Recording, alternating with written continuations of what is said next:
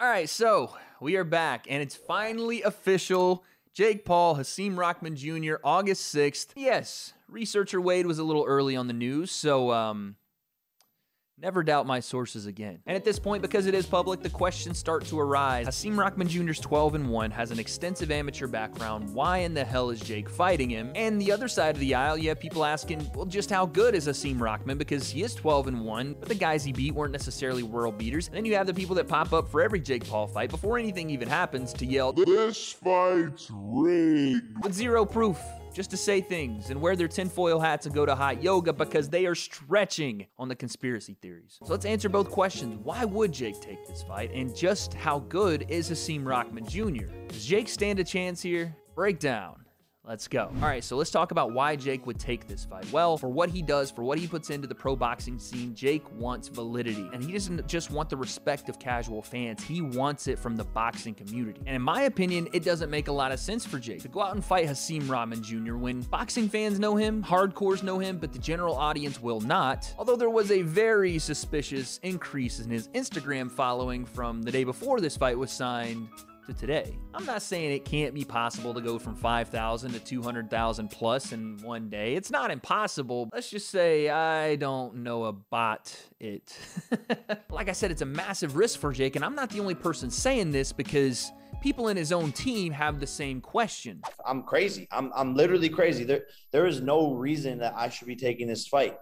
Nakisa told me, he's like, I don't think the risk is worth the reward. And my brother said the same thing to me. He's like, bro, I don't know if you should do this. Like, what if he accidentally knocks you out? Like, you just got knocked out by this kid who no one really knows about. Mark, Amanda Serrano reached out to me today and said, why is Jake doing this? Let's just postpone. So you hear it there. Logan Paul, Nakisa, Amanda Serrano, they're all saying, let's just back this card up and go on that trajectory we're already on. When everyone around him, maybe not his boxing specific team, but all of his friends and managers are saying, hey, let's not do this one, and he does it anyway, there's not much I can say other than you have to respect the fact he wants to go out and prove something versus a guy that's bigger than he is, more experienced than he is, and a guy that he has been in the ring with, which does lead to the flip side of this conversation, which is Jake and his team wouldn't make this fight unless they knew something about Hakeem Rahman that Jake would have success with. For example, they did put out just a little bit of a spar that went down between Jake and Hakeem.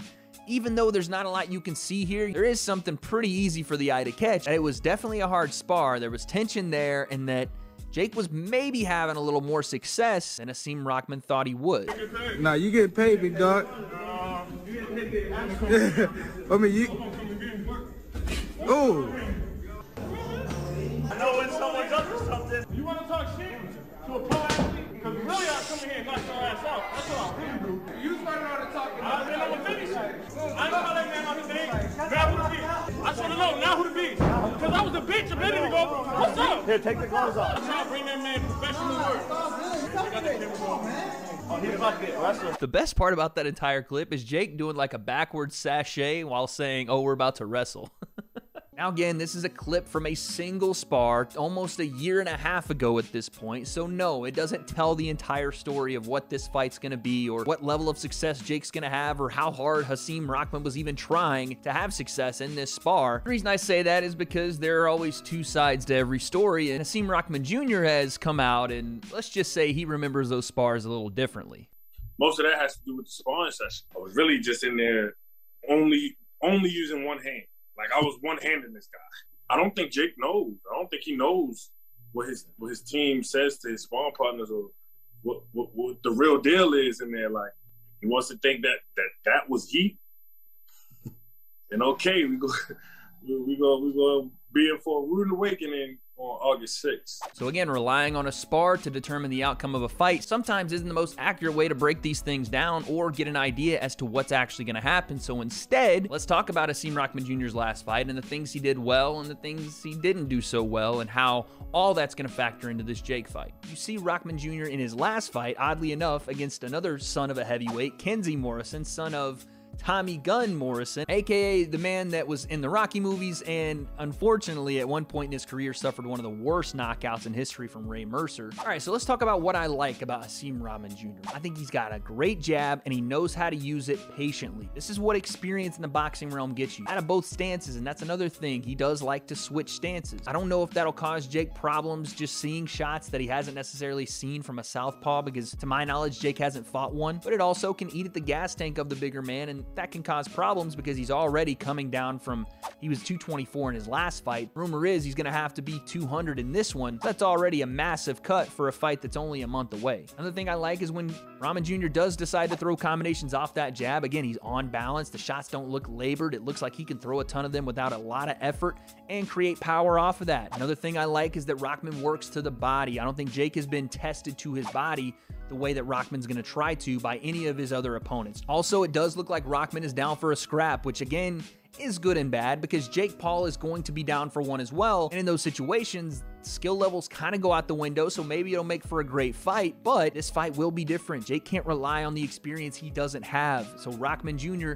in those phone booth fights, in those dog fights, may have a little bit of an advantage, some cheeky things he can do there. But with everything good that I'm talking about, defensively, there are things that I like, but there's a lot that I don't, and that's where I get into the other side of this. What don't I like for Haseem Rahman Jr. in this Jake Paul fight? Well, again, just judging off the most recent competition and his best competition, the biggest step up in competition for Haseem Rahman Jr. When he has offensive pressure coming toward him, he stands in the pocket with a low guard and then tries to again reach up with that high guard, causing a lot of wasted motion up and down with those hands. And yes, there are some benefits like his jab popping from the hip instead of where you can see it naturally, but defensively it gets him in trouble because he will take unnecessary shots trying to slip and stay in range, or he will backpedal almost straight back into the ropes to the point where that distance that he's trying to create by going backward is closed because there's no pivot out. There's no footwork to get him out of trouble. Instead, he puts himself in more trouble by closing the distance and giving himself nowhere to go. All of a sudden, you've made him one-dimensional, fighting off of his back foot.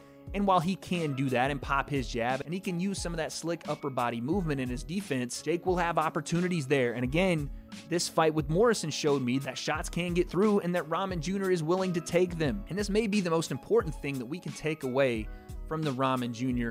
and Morrison fight is that Kenzie Morrison wasn't outboxing Rahman Jr. But as we went into the third and the fourth and the fifth, the pressure never stopped. And these winging shots, while not all of them landed, some did. And finally, the levee broke. And one of the main reasons for that was, again, Rahman Jr. putting himself on the ropes, closing that distance artificially, and Morrison just coming forward with big-time volume. Again, Morrison didn't have a ton of setups. There weren't a ton of slick feints. He was walking forward behind a high guard and then throwing big-time bombs. And I say all that, good and bad, to tell you guys this. And this is kind of where we'll end off today. Rahman Jr. will be the most difficult fight that Jake has ever had. He will be the biggest, the strongest, the most experienced, the most patient, while also maintaining boxing skill. And this is why I think the word risk is perfect for this fight for Jake, because he might have to turn this into a risky barroom brawl dogfight where technique is not necessarily as relied upon, and you might not see a super clean fight from Jake. I don't think he's going to be able to stay outside and go jab for jab with Rahman Jr., but if we can push Rahman into the ropes, if we can find ways to get him going backward and then meet him in that phone booth, that's where the opportunities for Jake Paul to walk out of this thing with a knockout lie. And I think that might be the way Jake has to do it. He might have to knock out Haseem Rahman Jr. And Jake will be the lighter man, so you're going to see some speed from Jake that Rahman Jr. maybe hasn't seen at heavyweight in a while. It's just as the rounds go, that does start to deteriorate, so Jake has to have something to combat it. I think it's going to be that dogfight. You're going to have to risk it. You're going to have to get in there with a guy that is much bigger, is more experienced, but as Jake says, he's fucking crazy. That's the way I think Jake should fight this fight. If you guys think differently, let me know down below. Like I said, this one's going to be interesting because there's a lot of questions that Jake hasn't had to face yet, but I've learned my lesson, and I'm not going to say things like Jake can't do something just because I haven't seen him do it. So on August 6th, like I said, it's going to get interesting. Can Jake actually take down Haseem Rahman Jr. and beat a real boxer? I don't have the answers, but I guess we'll find out.